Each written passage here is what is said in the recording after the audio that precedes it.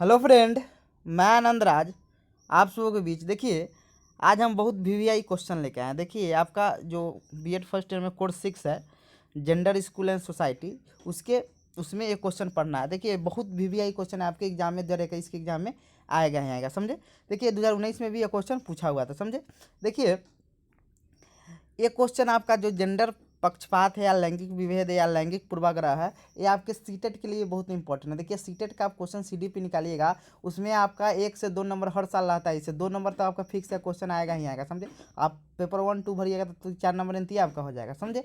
तो यह कहने का मतलब कि आपका जो इसको इंग्लिश में जेंडर बायस बोलते हैं, बहुत वीवीआई है, समझे। जेंडर पक्षपात क्यों क्यों कहते हैं या लैंगिक विभेद या लैंगिक पूर्वाग्रह क्यों कहते हैं, इसका सब बारे में हम बताएंगे, समझे। तो वही क्वेश्चन है कि जेंडर पक्षपात या लैंगिक विभेद या लैंगिक पूर्वाग्रह से आप क्या समझते हैं। कक्षा में व्यक्ति को किस तरह के पक्षपात से सामना होता है, इसकी व्याख्या करें। इंग्लिश भी दे देते हैं कि what do the mean by gender bias, discuss the biases on the encounter in the classroom. देखिए, अब आते हैं, पहले लैंगिक पूर्वाग्रह समझते हैं क्या होता है। देखिए, सिंपल समझिएगा, किसी लिंग विशेष के प्रति, लिंग विशेष कहने का मतलब है कि वे स्त्री या पुरुष के बारे में आप मतलब बोल सकते हैं। तो किसी लिंग विशेष के प्रति आप एक ऐसा सोच बना लेते हैं, समझे, जिसका कोई वैज्ञानिक आधार नहीं होता है। वैज्ञानिक आधार करने का मतलब कि उसको आप प्रूव नहीं कर सकते। जैसे मान लीजिए हम कह देंगे कि लड़का लोग जो होता है गणित में बहुत तेज होता है, तो ये तो इसका वैज्ञानिक आधार नहीं है। क्या लड़का लोग मतलब गणित में मतलब तेज होता है, लड़की लोग कति मतलब कमजोर होती है। तो ये क्या हो गया कि यही लैंगिक पूर्वाग्रह हुआ कि मतलब किसी लिंग विशेष पर आप कह रहे हैं कि नहीं, लड़की लोग कमजोर होती है। कैसे कमजोर होती है? हाँ, हिमा दास को न जानते हैं ना, कई वो लड़का को पटक देगी पता नहीं चलेगा। तो यहाँ कहने का मतलब ये हुआ कि आप कोई बात बोलिएगा, उसका कोई वैज्ञानिक आधार होना चाहिए ना, कोई फैक्ट होना चाहिए ना। तो जो जेंडर पक्षपात है, जेंडर पूर्वाग्रह होता है, इसका कोई फैक्ट ही नहीं होता। आप कह दिए कि लड़की अच्छा डांस करती है, लड़का अच्छा नहीं डांस करता है। हाँ, लड़की लोग मतलब क्या बोलते हैं कि मतलब क्या उसको कहते हैं कि घर का खाना बहुत अच्छा बनाती है। तो जितना बड़ा बड़ा होटल है तो कौन, लड़के लोग ना खाना बनाता है, समझे। तो यहाँ कहने का मतलब हुआ कि एक ऐसा धारणा बना लिया जाता है जिससे क्या होता है कि उसी के आधार पर क्या पक्षपात, पक्षपात मतलब विभेद किया जाता है, समझे। कि लड़का है तो आगे का वंश बढ़ाएगा, ये सब तरह तरह का बात है, समझे। तो इसमें आपको मिलेगा। तो यानी लैंगिक पूर्वाग्रह का सिंपल मतलब समझिएगा, किसी लिंग विशेष के प्रति एक ऐसा धारणा धारणा बना लेना जिसका कोई वैज्ञानिक आधार नहीं होता, उसी को लैंगिक पूर्वाग्रह या लैंगिक विभेद या लैंगिक वही सब कहते हैं, समझे। तो आइए हम देखते हैं क्या लिखा है प्रस्तावना में। लैंगिक पूर्वाग्रह अर्थात किसी लिंग विशेष, पुरुष या महिला मतलब कोई भी हो सकता है, के प्रति एक निश्चित सोच बना लेना लैंगिक पूर्वाग्रह का। एक निश्चित सोच का मतलब हुआ कि आप एक बना लेते हैं कि लड़की बहुत बहादुर होती है, सॉरी, लड़का बहुत बहादुर होता है, लड़का मैथ में बहुत तेज होता है, लड़की अच्छा डांस करती है। ये सब क्या है, एक पूर्वाग्रह कर रहे हैं, मतलब सोच एक मतलब एक सोच बना ली है। तो ये सब चीज़ कोई वैज्ञानिक आधार इसका नहीं होता है, समझे। तो वही कह रहा है कि लैंगिक पूर्वाग्रह अर्थात किसी लिंग विशेष, पुरुष तथा महिला के प्रति एक निश्चित सोच बना लेना लैंगिक पूर्वाग्रह कहलाता है। जैसे पुरुष स्त्री से अधिक बुद्धिमान होती है, जरूरी है कि पुरुष स्त्री से अधिक बुद्धिमान होती है। हाँ, फिर दूसरा आपका कि लड़कियों को विज्ञान पढ़ाना चाहिए, लड़कियों को गृह विज्ञान। देखिए, ये तो पूरा गलती बात है कि लड़की लोग होम साइंस पढ़ेगी, लड़का कथी पढ़ेगा, गृह विज्ञान पढ़ेगा। तीसरा है नौकरी करना लड़कों का काम है, जरूरी लड़की नौकरी नहीं करती है। लड़कियों डांस अच्छा करती है, जरूरी है लड़का भी करती है। तो यहाँ कहने का मतलब है कि हम लोग एक सोच बना लिए हैं कि लड़के विज्ञान पढ़ना चाहते हैं, जरूरी है, ये जरूरी नहीं, लड़की भी साइंस ही पढ़ती है, समझे।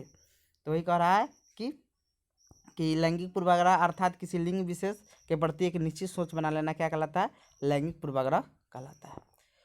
जबकि सत्य यह है कि कोई भी व्यक्ति अपनी ज़रूरत के अनुसार कोई भी कार्य कर सकता है। देखिए, मान लीजिए सिंपल एग्जांपल आपको बताते हैं कि हम ही पटना पढ़ने गए थे, तो हम अपना खाना बना के नहीं खाते थे। हाँ, वहाँ हम अपना घर के सदस्य को लेके गए थे, चलिए हमें खाना बना के खिलाइएगा। तो वही कह रहा है यहाँ पे कि जबकि सत्य यह है कि कोई भी व्यक्ति अपनी ज़रूरत के अनुसार कोई भी कार्य कर सकता है, अर्थात न कि कोई कार्य किसी लिंग के व्यक्ति के लिए निश्चित होता है। अब कह दिए ना, खाना लड़कियाँ बनाती है, ज़रूरी है, हम भी तो खाना बनाते हैं। इसका मतलब क्या है कि आदमी अपने ज़रूरत के अनुसार क्या करता है, कोई कार्य करता है, समझे। एक और चीज़ देखिएगा, लड़की लोग, शहर में लड़की लोग देखिएगा जो पढ़ने जाती है, वो लोग तो खाना बनाए नहीं करती, तो मेस में खाना खाती है, हॉस्टल में जो लड़के लोग खाना बनाया खाता है, समझे। यहाँ तो धरने उल्टा हो गया, समझे। तो वही कह रहा है कि लेकिन फिर नीचे लिखा हुआ है कि लैंगिक पूर्वाग्रह से हमारा अभिप्राय बालक एवं बालिकाओं में व्याप्त लैंगिक असमानता से है। मतलब असमानता करने वाले कि दोनों आदमी में लैंगिक असमानता है कि उसको कोई काम दोनों आदमी के समान रूप से नहीं करने दिया जाता। बोला जाता है कि तुम लड़का हो लड़की हो तो तुम घर से बाहर नहीं जा सकती, मतलब बहुत तरह की बात है, समझे। इसमें बालक एवं बालिकाओं में अनेक लिंग के आधार पर भेद किया जाता है, जिसके कारण बालिकाओं को समाज में शिक्षा में एवं पालन पोषण में बालकों से कम रखा जाता है। मतलब भेद किया जाता है, जैसे बालिकाओं को क्या समाज में भी नहीं ज़्यादा मतलब बातचीत करने दिया जाता है, शिक्षा में भी उतना नहीं। लड़का को देखिएगा अपने घर में देखिएगा कि आपका जो मतलब आप होइएगा तो आपको पटना मतलब जहाँ तहाँ पढ़ाया जाता है, लेकिन लड़की उसको गाँव में बोला जाता है पढ़ने के लिए।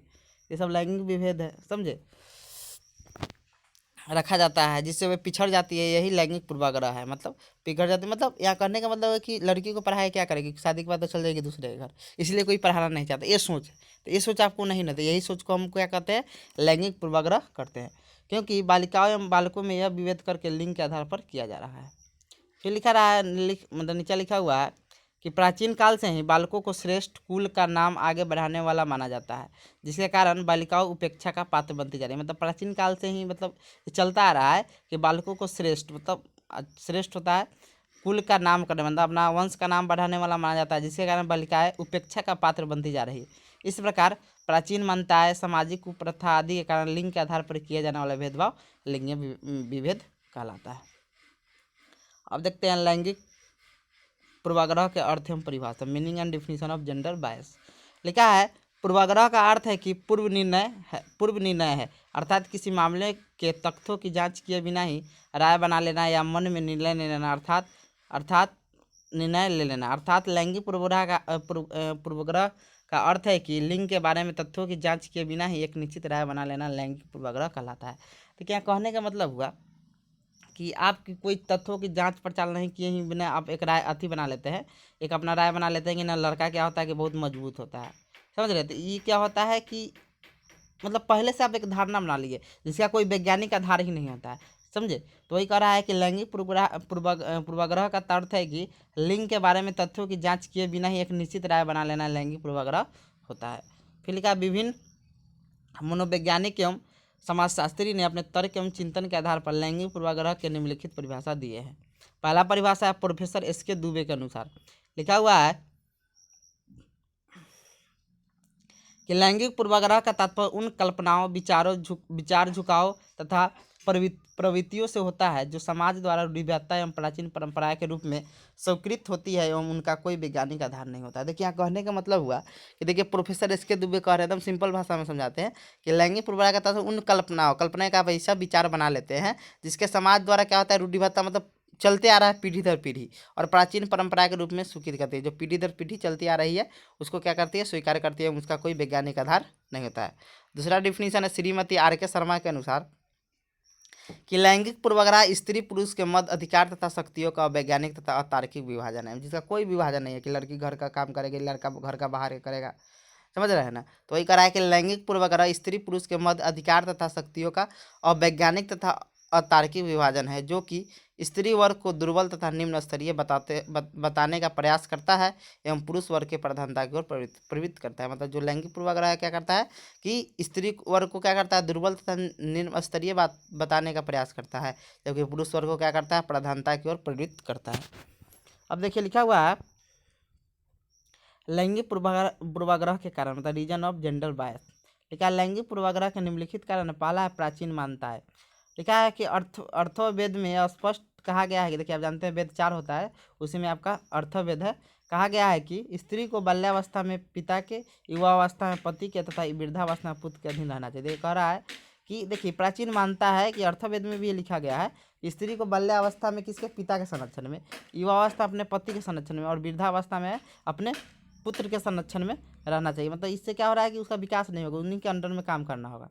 माता पिता का अंतिम संस्कार करने के लिए भी पुत्र की आवश्यकता पड़ती है। इन सब मान्यताओं के कारण माता पिता पुत्र की चाह करते हैं। देखिए यहाँ कहने का मतलब देखिएगा जो जो अति होता है दाह संस्कार, अंतिम संस्कार होता है, उसमें भी पुत्र ही देता है, समझते। ये सब जरूरी प्राचीन मान्यता के कारण ही होता है, समझे। बहुत ऐसा प्राचीन मान्यता है जिस कारण बहुत सी समस्या उत्पन्न भी हो जाता है।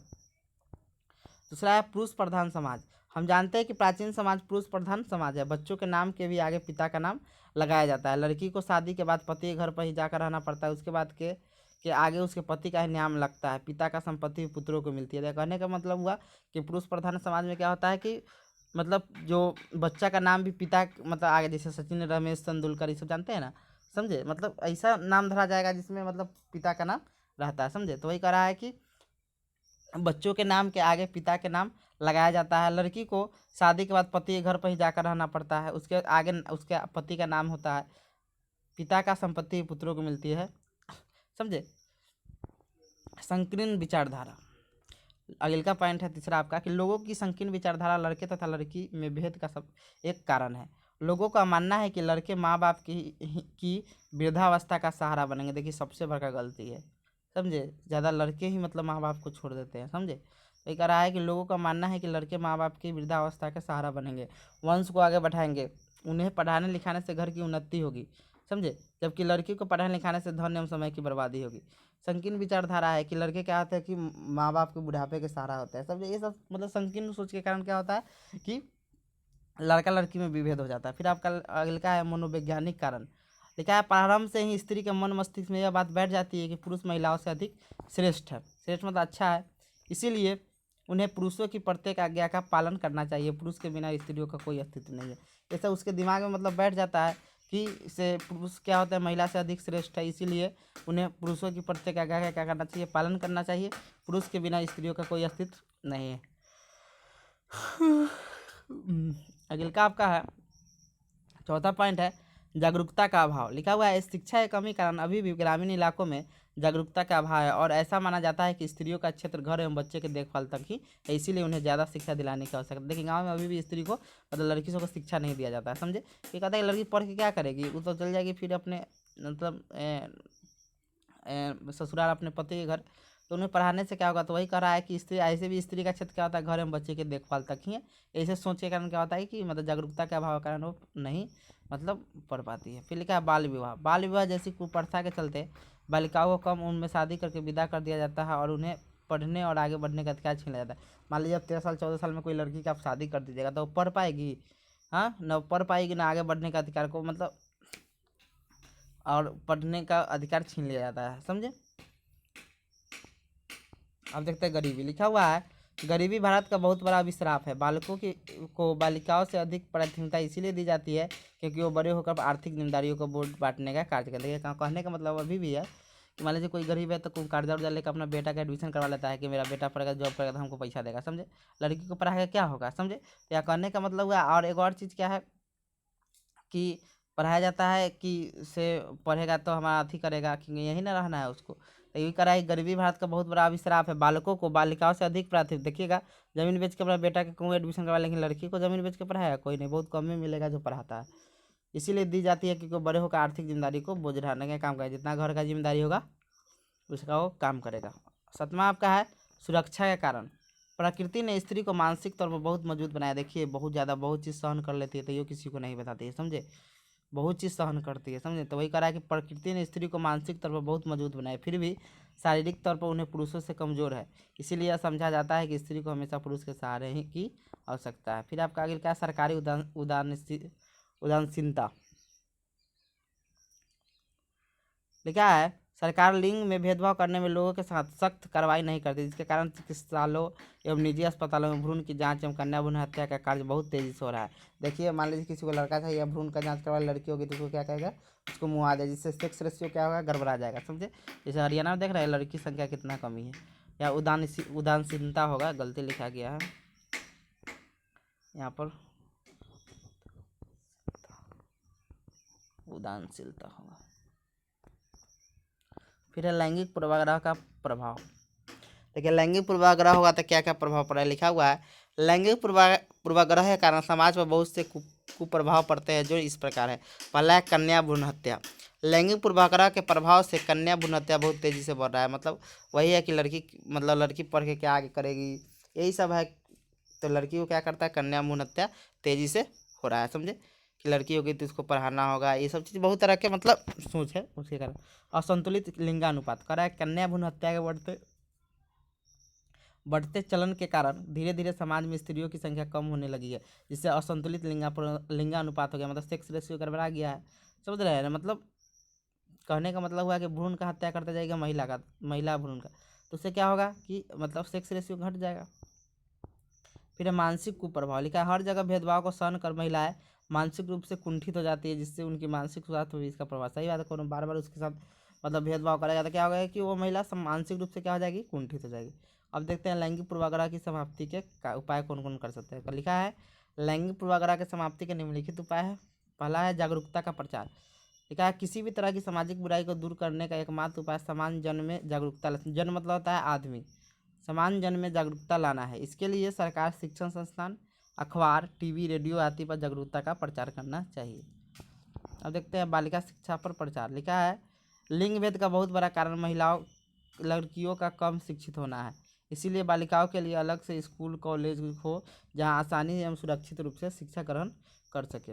अब क्या है सामाजिक कुव्यवस्था कुप्रथाओं पर रोक, लिखा है सती प्रथा, पर्दा प्रथा, बाल विवाह जैसी कुप्रथाओं जो महिलाओं की प्रगति में बाधक है, उन्हें समाप्त कर महिलाओं के मुख्यधारा में जोड़ना चाहिए, जोड़ना होगा यहाँ पर, जोड़ना चाहिए।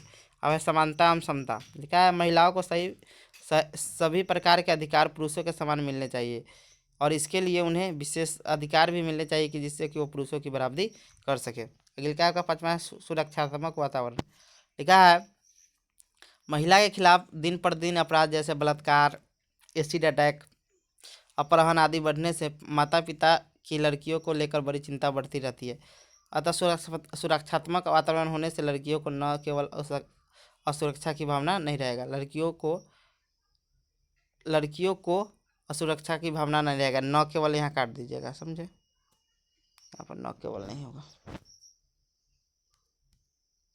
आगे लिखा है छठा है गलत सामाजिक परंपराओं एवं मान्यताओं की समाप्ति, लिखा है प्राचीन काल से ही हमारे समाज में कुछ मान्यताओं एवं परंपराओं का पालन किया जा रहा है। इनके पालन के पीछे व्यक्तियों में सामाजिक एवं आर्थिक भय व्याप्त है। इन गलत परंपराओं एवं मान्यताओं को धीरे धीरे समाप्त करने की आवश्यकता है। आइए अगले का है शिक्षा व्यवस्था में सुधार, शिक्षा व्यवस्था में इस प्रकार से सुधार किया जाना चाहिए जिससे बालिकाओं के लिए समस्या कम हो। विद्यालय में लिंग आधारित भेदभाव बिल्कुल खत्म होना आवश्यक है। अगले का प्रशासनिक उपाय, लिखा है लैंगिक विभेद को समाप्त करने में प्रशासनिक प्रयासों की भूमिका अत्यंत महत्वपूर्ण है। तो सरकार के द्वारा जो भी नियम कानून बनाया जाए उसका कड़ाई से पालन किया जाना चाहिए। अब देखते हैं कक्षा में व्यक्ति को पक्षपात का सामना, व्यक्ति या छात्र दे बात बराबर है। लिखा है कक्षा में व्यक्ति को निम्नलिखित पक्षपात को सामना करना पड़ता है। पहला है कक्षा में शिक्षक लड़कियों की तुलना में लड़कों पर ज़्यादा ध्यान देते हैं। दूसरा है चूँकि गणित और विज्ञान शिक्षक की छवि पुरुषोचित विषय की है, अतः पुरुषित मतलब हुआ कि पुरुष इसको पढ़ते हैं, समझे, अतः शिक्षक लड़कों को गणित एवं विज्ञान पढ़ने के लिए प्रोत्साहित करते हैं। क्या कहने का मतलब पहला है कक्षा में अब कहा है कि कक्षा में व्यक्ति को पक्षपात का कौन कौन सामना करना पड़ता है, तो वही कहा है कि कक्षा में विद्यार्थी को निम्नलिखित पक्षपात का सामना करना पड़ता है।